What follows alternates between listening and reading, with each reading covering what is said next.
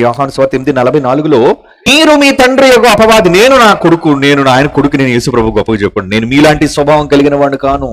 మీరు మీ తండ్రి, నా తండ్రి వేరు, నా తండ్రి పరమందున్నాడు, ఆయన చాలా గొప్పవాడు, నీతిమంతుడు, పరిశుద్ధుడు.